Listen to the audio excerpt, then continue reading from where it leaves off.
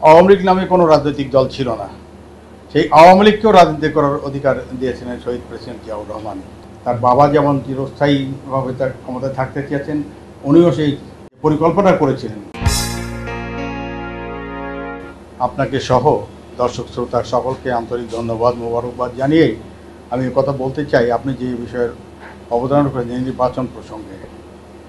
নির্বাচনের জন্যই বাংলাদেশে গণ অভ্যুত্থান হয়েছে। শেখ হাসিনা 2008 সালের পর থেকে ইলেকশন ইঞ্জিনিয়ারিংয়ের মাধ্যমে ক্ষমতাসীন হয়ে ক্ষমতা পাকাপোক্ত করার জন্য নির্বাচনকে বিসর্জন দিয়েছেন। সেই ধারাবাহিকতা তত্ত্বাবধায়ক সরকার আইন আদালতের মাধ্যমে বাতিল করে 2014 সালে একদলীয় একতরফা নির্বাচন করেছে। 2018 সালের দিনের ভোট রাতে করেছে এবং সেই ধারাবাহিকতাতেই 2024 সালের মামা ভাগ্নে চাচা ভাতিজার তার এক পরিবারের নির্বাচন উনি করেছেন। উনি ক্ষমতাকে চিরস্থায়ী করতে চেয়েছেন। উনি যেমন চেয়েছেন, ওনার বাবাও চেয়েছিলেন। 30 লক্ষ মানুষের জীবনের বিনিময়ে বাংলাদেশ স্বাধীন হয়েছিল।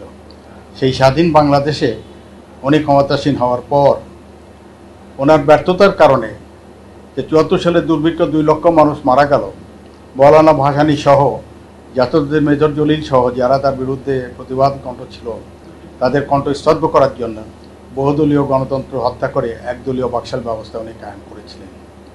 আল্লাহর তরফ থেকে সেখান থেকে আমরা পরিত্রাণ পাই এবং বাংলাদেশের স্বাধীনতার ঘোষক শহীদ প্রেসিডেন্ট জিয়াউর রহমান উনি সিপাহী জনতার বিপ্লবের মাধ্যমে ক্ষমতাসীন হয়ে উনি বাকশাল ব্যবস্থা বাতিল করে একদলীয় গণতন্ত্রকে বাতিল করে বহুদলীয় গণতন্ত্র প্রতিষ্ঠা করে এই আজকের যে জামাত ইসলামী যেটা নিষিদ্ধ ছিল তাদেরকে সহ সকলকে রাজনীতি করার অধিকার দিয়েছেন।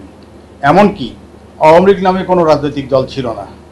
সেই আওয়ামী লীগকেও রাজনীতি করার অধিকার দিয়েছিলেন শহীদ প্রেসিডেন্ট জিয়াউর রহমান। জিয়াউর রহমান গণতন্ত্রকে প্রতিষ্ঠা করেছিলেন। সেই ধারাবাহিকতাতেই দেশনেত্রী বেগম খালেদা জিয়া স্বৈরাচার এরশাদের বিরুদ্ধে আন্দোলনের নেতৃত্ব দিয়ে ছাত্র জনতার অভ্যুত্থানের মাধ্যমে এরশাদের পতন হওয়ার পর 1991 সালে যে নির্বাচন হলো, সেই নির্বাচন জনগণ দেশনেত্রী বেগম খালেদা জিয়ার আপসীন নেতৃত্বে আস্থা জ্ঞাপন করে বিপুল ভোটে নির্বাচিত করে সরকার গঠন করার সুযোগ দেন। দেশনেত্রী বেগম খালেদা জিয়া সরকার গঠন করার পর উনি তার অঙ্গীকার অনুযায়ী উনি সংসদীয় গণতন্ত্র নির্বাচিত উপহার দেন এবং ভোটের অধিকার তিনি নিশ্চিত করেন। কিন্তু আমরা দেখলাম যে শেখ হাসিনা সরকার পরিবর্তনের জন্য যে গণতন্ত্রের যে মাধ্যম নির্বাচন, সেই শুধুমাত্র নিজে ক্ষমতায় থাকার জন্যই উনি নির্বাচন ব্যবস্থা বাতিল করে একাই উনি ক্ষমতায় থাকতে চেয়েছেন। সেই ধরনের প্রশাসন যন্ত্র, আইনশৃঙ্খলা রক্ষাকারী বাহিনী সবাইকে তার নিয়ন্ত্রণে নিয়ে তার খেয়াল খুশি মতো তার বাবা যেমন চিরস্থায়ীভাবে তার ক্ষমতায় থাকতে চেয়েছেন, উনিও সেই কোনোবার বলে 42 সাল, কোনোবার 82 সাল, এইরকম উনি দীর্ঘদিন ক্ষমতা থাকার যে পরিকল্পনা করেছিলেন। আল্লাহর মার দুনিয়ার মার। না হলে 2024 সালের 7 জানুয়ারি নির্বাচন হলো, আর এই জানুয়ারি মাসের 2024 সালের 5ই আগস্টে ওনাকে বিদায় নিতে হলো। মাত্র কয়দিন ওনাকে ক্ষমতায় থাকতে পারলেন। এদেশের মানুষ আন্দোলন করেছে কারণ মানুষের বাক স্বাধীনতা, মত প্রকাশের অধিকার এবং সরকার পরিবর্তনের জন্য যে ভোটের ব্যবস্থা, এই সুযোগটা মানুষের কাছে ছিল না।